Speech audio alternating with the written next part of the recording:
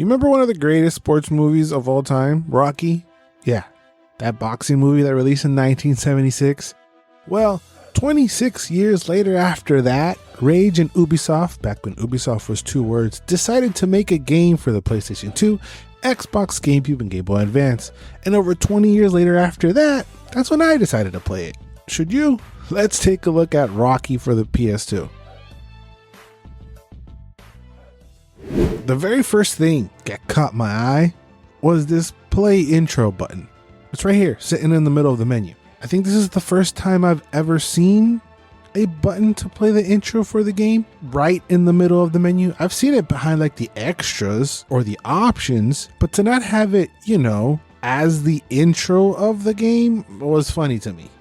This is a Rocky game, so there's really not much to it. You can spar, you can have an exhibition, or aka multiplayer, and movie mode, where you play through the movie, which is what I believe we're all here for. But before we did that, I did hop into a sparring session to learn how to play because something told me I wasn't going to get a nice and cozy tutorial on how to play. And I was right. This is the PS2 era, where you had to read manuals before you even get to play. In the sparring one, you get a command list of button sequences that perform combos. I don't know, I guess for some reason I thought this game was going to be like Fight Night where you use the sticks, and I was wrong. So after button mashing for a little bit and trying to get the hang of it, I finally head on over to movie mode, where you obviously play as Rocky and you train to get to the top against 20 tough opponents, including the 5 famous ones from the film. I guess these are considered like boss fights. The first fight is versus Spider Rico, the guy you see him fighting at the very beginning of the very first Rocky movie. And after button mashing, I kicked his ass.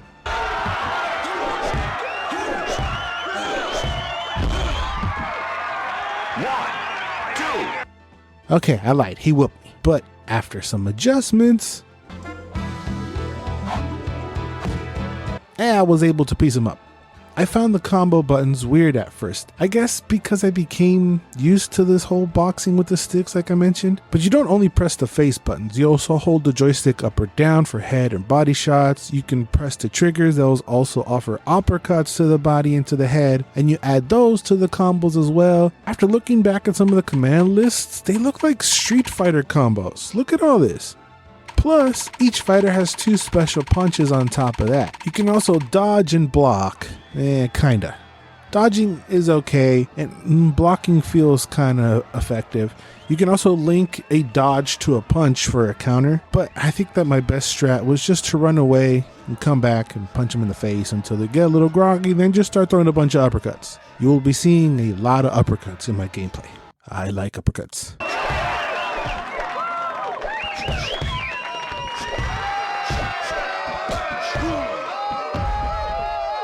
After each round, you get scored. It's pretty simple and fair. Whoever punches the most or knocks the other one down the most wins the round.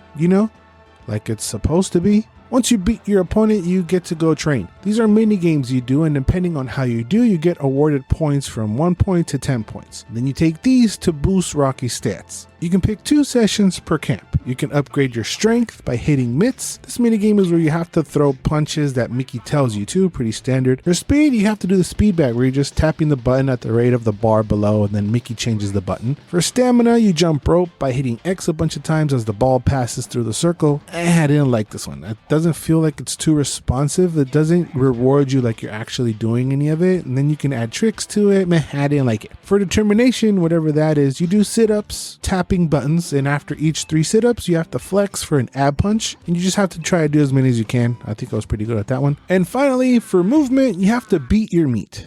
What did he say? No, for reals. You're in the freezer beating the meat with combos as you try to stay in the green zone. This one was kind of fun. Most of them are pretty fun. I think I just didn't like skipping. But they're not like super fun. I mean, after you do them a couple times, you're like, okay, I get it. So I quickly opted out by auto training, which gives you 5 points automatically. Which is actually not terrible because if you suck at a mini game like I did with the skipping, you can get way less than that. I also didn't feel like the stats made that much of a difference, but it adds a little extra to the game. As you move up the boxing world, venues and crowds changes, but I think for me the worst part by far are the early crowd noises. There are 2 really annoying ones. There's one that just yells. doesn't sound like he's cheering or anything. It just sounds like he's making noise to make noise. That, for 12 rounds, gets annoying really quick.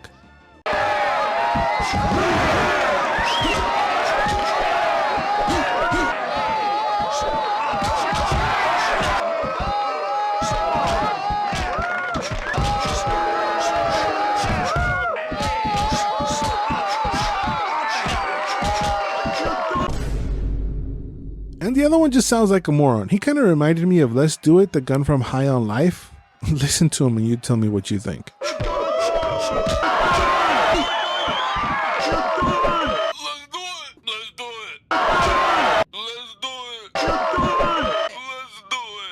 Other than that, the music is okay. The Rocky theme is cool, but it gets repetitive really fast. I did like that each fighter has his own theme, but like I said, the Rocky theme, you get sick of it pretty quickly.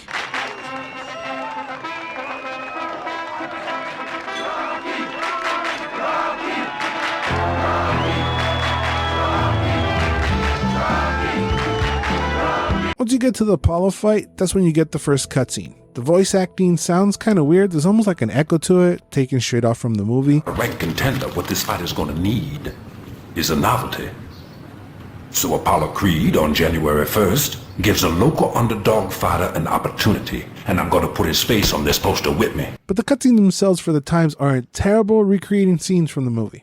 You also get venues and intros to the movies, and I was wondering if I had to lose the very first fight, like in the movie, you know, since, well, I'm playing movie mode. But no, I think I whooped Apollo pretty easily.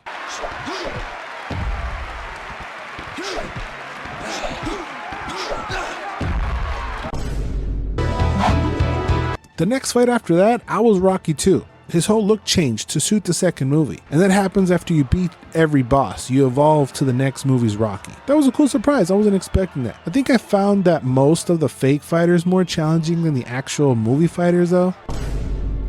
And whoever you beat, you get to unlock for exhibitions, plus you get each of the Rockies, and there's 2 extra funny characters as well. I guess that's about it. It's not particularly long-lasting fun. The best part of the game are the movie parts, and it's just like the little things, like how his trainers change as the movies goes on. Fighting the movie opponents is pretty fun. Training minigames are fun for a little bit, and the cutscenes give you jolts of nostalgia from the movies. But the gameplay isn't very rewarding or satisfying at all. It's kind of clumsy, monotonous, and a little stiff. Honestly, I don't see myself playing it ever again. So should you play it? I guess if you're a diehard Rocky fan and is looking for some Rocky nostalgia, maybe. Otherwise, you can completely skip it. If you enjoyed this content, please let me know by dropping a like and consider subscribing. Since I mentioned Let's Do It, I'll leave you my video on High on Life for you right here. Thanks for watching, and remember to always and forever, you do you. 1,